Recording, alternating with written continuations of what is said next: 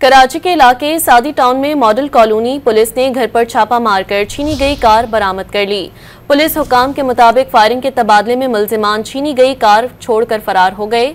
घर से ट्रैकर, बंद करने वाला कैमरा, लैपटॉप, जाली नंबर प्लेट्स और दीगर सामान भी मिला है।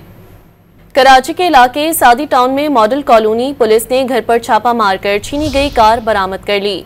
पुलिस हुकाम के मुताबिक फायरिंग के तबादले में मुल्जिमान छीनी गई कार छोड़कर फरार हो गए। घर से ट्रैकर, बंद करने वाला कैमरा, लैपटॉप, जाली नंबर प्लेट्स और दीगर सामान भी मिला है। कराची के इलाके सादी टाउन में मॉडल कॉलोनी पुलिस ने घर पर छापा मारकर छीनी गई कार बरामद कर ली। पुलिस हुकाम के मुताबिक फायरिंग के तबादले में मुल्जिमान छीनी गई कार छोड़कर फरार हो गए। घर से ट्रैकर, बंद करने वाला कैमरा, लैपटॉप, जाली नंबर प्लेट्स और दीगर सामान भी मिला है।